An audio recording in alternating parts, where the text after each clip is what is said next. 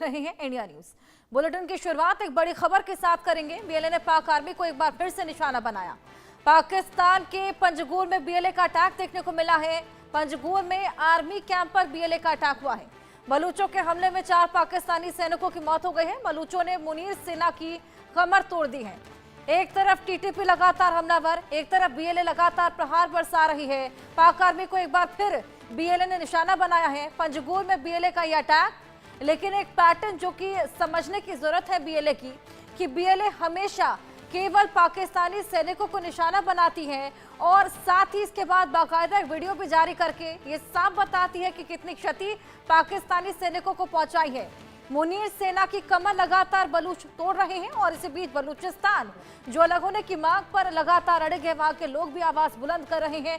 Baloch liberation army भी लगातार पाकिस्तानी सेना को खदेड़ती हुई नजर आ रही है और पूरी तरीके से विफल पाकिस्तानी सेना यहां पर नजर आ रही है। पाकिस्तानी सेना जो कि लगातार खदेड़ी जा रही है, लगातार एक क्षति का शिकार हो रही है। अब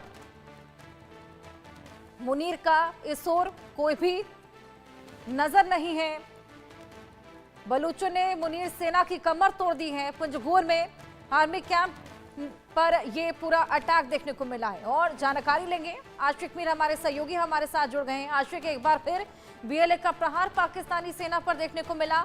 हमेशा की तरह जब हमने देखा कि आईईडी ब्लास्ट देखने को मिलते हैं, मैग्नेटिक ब्लास्ट देखने को मिलते हैं, बाकायदा एक वीडियो जारी किया जाता है, कभी ट्रेन को हाईजैक किया जाता है, ये साफ है कि बलूचों ने ठान लिया है कि हम अलग होके ही मानेंगे और उसकी बारगी एक बार फिर देखने को मिली। देखिए हर्षा, बिल्कुल अगर हम बात करें बलूचिस्तान में जो अटैक्स है पाकिस्तानी सेना के ऊपर, वो रुकने का नाम नहीं ले रहे हैं। चाहे हम खैबर पख्तूनख्वा की बात करें, जहां पर टीटीपी की तरफ से भी इसी तरह के अटैक्स जो है किए जा रहे हैं। यानी कुल मिलाकर अगर देखा जाए तो लगातार सिक्योरिटी लैप्स जो है वो दिख रहा है। और खासतौर पर अगर हम बलूचिस्तान की बात करें, जहां पर पंजगुर एक एरिया है और वहां पर पाकिस्तानी सेना को जो है फिर एक बार निशाना बनाया गया है, जिसमें 4 पाकिस्तानी सैनिक और 7 अधिक जो है वो घायल हुए हैं और 4 की मौत बताया जा रहा है। फिलहाल कहीं ना कहीं जो तनावपूर्ण स्थिति इस वक्त बनी हुई है पूरे पाकिस्तान में, उसका असर जो है अब ज्यादातर बलूचिस्तान और खैबर पख्तूनख्वा के अलग अलग इलाकों में साफ तौर पर दिख रहा है। ओवरऑल अगर देखें तो लगातार एक तरफ से सिंध प्रोविंस काफी ज्यादा डिस्टर्ब है, दूसरी तरफ बलूचिस्तान के बीएलए लड़ाकू जो है पाकिस्तानी सेना को खदेड़ रहे हैं। और इससे पहले भी हमने देखा कि कई बार इस तरह के अटैक्स किए गए और बाद में जो है इन अटैक्स के बाद वीडियोस रिलीज किए जाते हैं बीएलए की तरफ से। यानी ओवरऑल अगर देखा जाए तो एक सिक्योरिटी लैप्स जो है बार बार सामने आ रहा है और इन तमाम तर अटैक्स को रोकने के लिए कहीं ना कहीं आसिम मुनीर और वहां की सरकार जो है पूरी तरह से नाकाम हो चुकी है।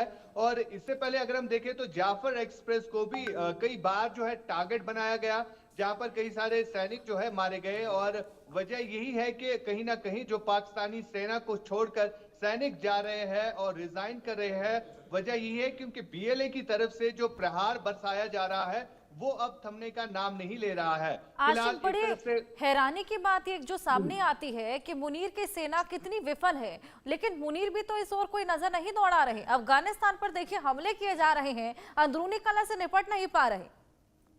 देखिए बिल्कुल कहीं ना कहीं ये लोगों को बेवकूफ बनाने की कोशिश की जा रही है। एक तरफ से अगर हम पाकिस्तान के अंदरूनी स्टेट्स की बात करें, जहां पर काफी ज्यादा डिस्टर्बेंस जो है इस समय फैली हुई है, एक तरफ से इमरान खान को लेकर पीटीआई के जितने भी समर्थक है वो सड़कों पर है और पाकिस्तानी सेना और सरकार के खिलाफ नारेबाजी करते हुए नजर आ रहे हैं। तो वही दूसरी तरफ अगर देखा जाए तो अफगानिस्तान के साथ जो है जंग का माहौल इस समय बना हुआ है, क्योंकि कल से लगातार जो है कई सारे ऐसे इंसिडेंट्स हुए हैं जिनमें कई सारे लोग भी मारे गए हैं।